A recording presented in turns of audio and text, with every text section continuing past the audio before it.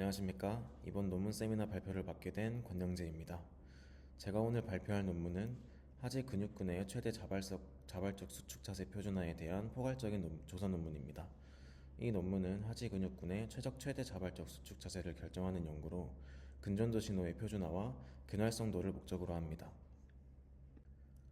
발표의 순서는 연구 소개, 서론, 방법론, 결과, 결론 순으로 발표를 진행하겠습니다. 우선 연구 소개입니다. 이 논문은 저널 오브 일렉트로바이오그래피 앤 카니시지올러지에 2021년 4월 29일에 게재되었습니다. 해당 저널은 근전도와 운동역학 관련 연구를 다루는 학술지입니다. 이 저널의 임팩트 팩터는 3.5로 이는 학술지의 영향력을 나타내는 지표입니다. 임팩트 팩터 값이 높을수록 연구의 신뢰도가 높은 학술지로 평가됩니다. 여기서 임팩트 팩터란 한 연구 저널이 얼마나 자주 다른 연구에서 인용되는지를 수치로 나타낸 것입니다. 예를 들어 임팩트 팩터가 3.5라는 것은 해당 저널의 논문이 평균적으로 한 해 동안 3.5번 인용된다는 의미입니다. 이제 서론에서 이번 연구를 진행하게 된 배경과 필요성을 설명드리겠습니다. 하지 근육근은 걷기, 달리기, 점프 등 일상적인 활동뿐만 아니라 운동 수행에서 매우 중요한 역할을 합니다. 따라서 하지 근육의 활성도를 정확하게 측정하는 것은 운동 평가 및 재활 치료에 필수적입니다. 이를 위해 표면근전도를 활용하여 근육의 정기적 신호를 측정할 수 있습니다.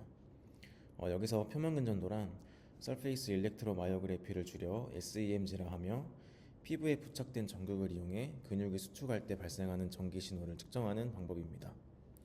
이를 통해 근육의 활성도, 피로도 변화, 근력 회복 과정 등을 분석할 수 있습니다. 근전도 신호를 활용하기 위해서는 신호를 표준화해야 합니다. 이때 신호의 기준이 되는 것이 최대 자발적 수축입니다. 최대 자발적 수축이란 맥시멈 볼렌테리 컨트랙션을 줄여 MVC라 하며 특정 근육이 최대 힘을 발휘할 때의 근전도 신호 값을 의미합니다.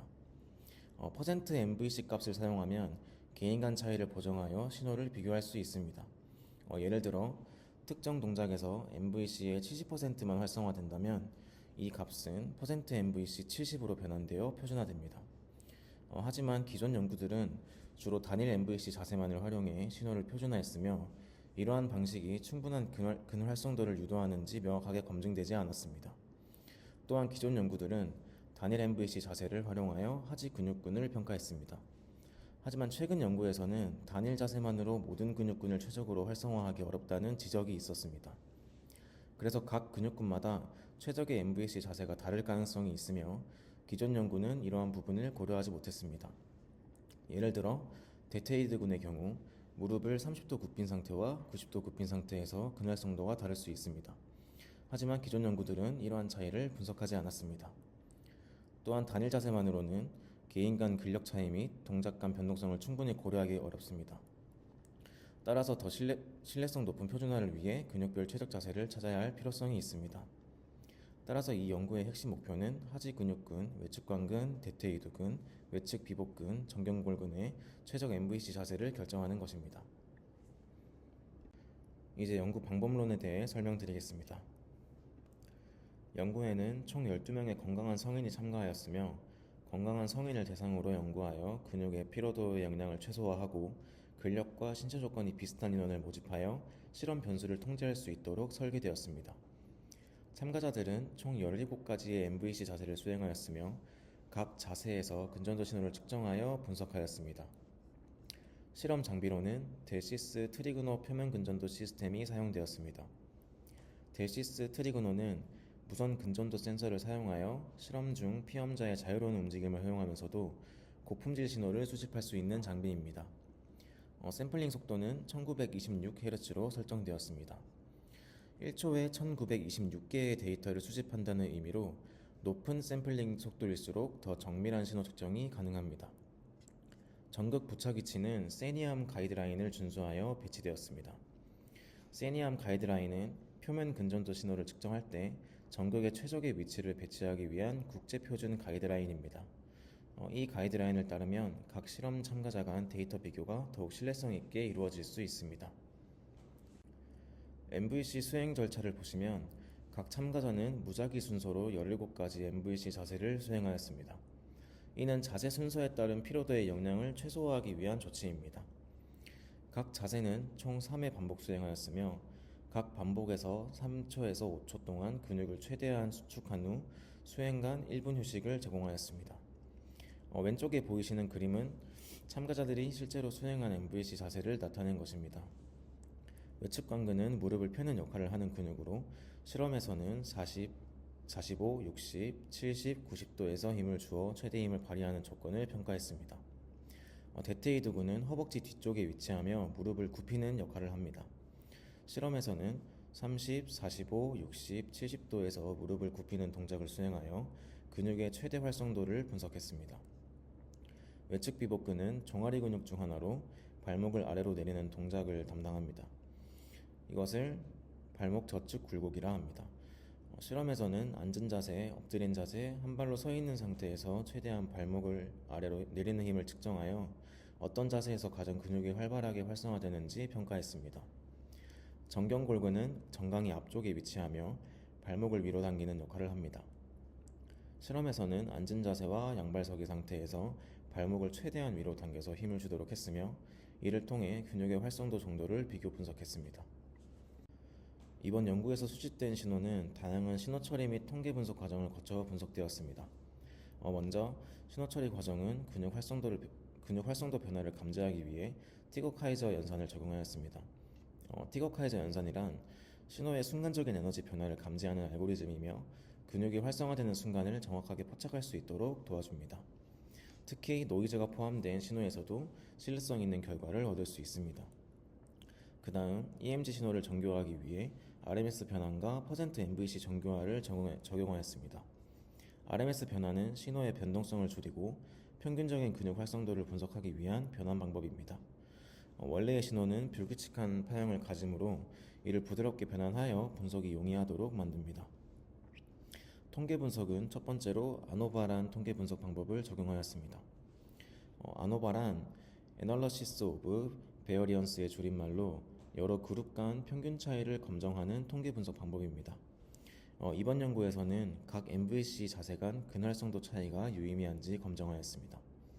그 후 투키스 HSD 검정을 적용하여 아노바에서 유의미한 차이가 나타났을 때 어떤 그룹 간의 차이가 존재하는지 구체적으로 확인합니다. 즉, 최적 MVC 자세와 다른 자세 간 근활성도 차이를 비교하는 데 사용되었습니다. 마지막으로 IBM에서 개발한 데이터 분석 및 통계 검정을 위한 소프트웨어인 SPSS를 사용하여 실험 데이터를 체계적으로 분석하고 신뢰성 높은 통계 결과를 도출하는 데 사용되었습니다. 이제 근전도 신호 수집 및 분석 과정에 대해 설명드리겠습니다. 실험에서는 표면 근전도 전극을 부착하여 신호를 수집하였고 신호 품질의 개선을 위해 밴드패스 필터링을 적용하여 설정한 특정 주파수 대역인 20에서 450Hz만 통과시키고 노이즈를 제거하였습니다. 그 다음 신호 정제를 위해 로우 패스 필터링을 사용하여 50Hz 이상의 높은 주파수를 제거하여 신호를 부드럽게 만들고 2차 버터워스 필터를 적용하여 급격한 신호 변화 없이 부드러운 곡선으로 변환합니다.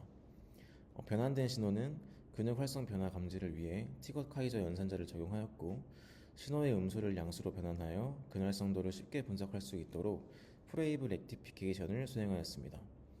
MVC 신호를 검출하기 위해 스레시홀드 기반 알고리즘을 적용하였으며 스레시홀드 값 및 기준선을 설정해 신호가 50ms 동안 기준선을 초과하면 근육 활성화 구간을 자동으로 결정합니다. MVC 구간을 자동으로 검출하는 이유는 실험 과정에서 참가자마다 MVC 수행 시간이 다를 수 있기 때문입니다. 따라서 객관적인 알고리즘을 통해 MVC 수행 구간을 자동으로 검출하여 데이터를 일관되게 정리할 수 있습니다. 최종적으로 근활성도를 분석하기 위해 슬라이딩 RMS 윈도우를 적용하였습니다. 근전도 신호는 매우 변동성이 크기 때문에 신호를 일정 구간 단위로 나누어 평균을 내는 방식입니다. 이번 연구에서는 100ms 윈도우 크기를 설정하고 50%의 오버랩을 적용하여 신호를 분석하였습니다. 이를 통해 최대 MVC 값을 포함하는 구간을 선택할 수 있었습니다.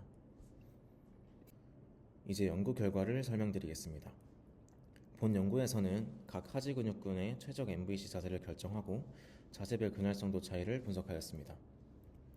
먼저 무릎 펴기 동작에서 외측 관근의 최적 MVC 값을 분석하였습니다. 확인 결과 70도와 90도 무릎 펴기 자세에서 근활성도가 가장 높게 나타났습니다. 자세별 근활성도 순위는 90도, 70도, 60도, 45도 순으로 근활성도가 감소하였습니다. 다음으로 무릎 굽히기 동작에서 대퇴이드 근의 활성도를 분석하였습니다. 30도, 45도, 60도 자세에서 근활성도가 가장 높았으며 90도 자세에서는 상대적으로 낮았습니다. 비복근의 근육의 경우 발목을 아래로 내리는 동작인 발목 저축 굴곡 동작에서 분석하였습니다. 분석 결과 한발서기 자세에서 근활성도가 가장 높았습니다. 정경골근의 경우 발목을 위로 당기는 동작인 발목 배측 굴곡 동작에서 분석하였습니다. 90도로 앉은 자세 및 70도, 110도 굴곡에 선 자세에서 최적 MBC 값이 도출되었습니다. 이제 연구에서 수행된 통계 분석 결과를 설명드리겠습니다. 아노바 분석 결과 각 근육군에서 자세별 MVC 값의 차이가 유의미하게 나타났습니다. 특히 최적 자세 조합과 기존 단일 자세 간 차이가 더욱 유의미한 것으로 확인되었습니다. 투키즈 HSD 사후 감정을 수행한 결과 외측 관근은 VL90 그리고 VL70 자세에서 다른 자세 대비 유의미한 차이를 보였고, 대퇴이두근은 BF30 그리고 BF45 자세에서 다른 자세 대비 유의미한 차이를 보였습니다.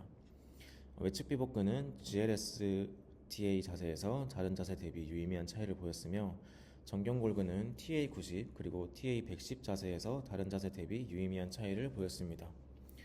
대부분의 근육에서 단일 자세보다 최적 자세의 조합이 더 높은 근활성도가 나타났음을 의미하고, 특히 VL90, BF30, GLSTA, TA110과 같은 특정 자세에서 유의미한 차이가 발견되었으며, 이는 실험 대상자들에게 일관되게 나타난 결과입니다. 이제 연구에서 도출된 데이터를 시각적으로 표현한 그래프를 설명드리겠습니다. 먼저 왼쪽에 보이시는 그래프 중 위쪽 두 개의 그래프는 외측 관근과 대퇴 이두근의 무릎 각도별 MVC 값을 비교한 그래프입니다. 왼쪽 그래프에서 무릎이 90도 굽혀진 자세인 VL90에서 가장 높은 MVC 값이 나타났으며, 무릎이 더 펴질수록 MVC 값이 감소하는 경향이 보였습니다. 오른쪽 그래프에서는 무릎이 30도 굽혀진 자세인 BF30에서 가장 높은 근활성도가 나타났으며, 무릎 각도가 커질수록 감소하는 패턴이 보였습니다. 이러한 결과는 무릎을 적절한 각도로 조정할 때 특정 근육이 더 활성화된다는 것을 보여줍니다. 다음으로 밑쪽 두 개의 그래프는 비복근과 정경골근의 발목 자세별 MVC 값을 비교한 그래프입니다. 왼쪽 그래프에서는 한발서기 자세인 GLSTA가 가장 높은 MVC 값을 보였으며, 앉은 자세인 GL10에서는 상대적으로 근활성도가 낮게 나타났습니다. 오른쪽 그래프에서는 무릎을 110도 굽힌 자세가 가장 높은 MVC 값을 보였으며, 중립 자세인 TASTR에서는 근활성도가 가장 낮았습니다. 이러한 결과는 발목의 적측 굴곡과 배측 굴곡 동작에서 최적의 자세를 설정하는 것이 매우 중요함을 시사합니다. 이제 연구의 핵심 내용을 정리하여 결론을 말씀드리겠습니다. 본 연구에서는 하지근육근의 최대 자발적 수축 자세를 결정하는 것을 목표로 수행되었습니다. 기존 연구에서는 단일 MVC 자세만을 활용하여 신호를 정교하였으나, 본 연구에서는 다양한 자세 조합이 근활성도를 더 효과적으로 증가시킬 수 있음을 확인하였습니다. 그리고 각 근육에 대한 최적 MVC 자세는 다음과 같이 도출되었습니다.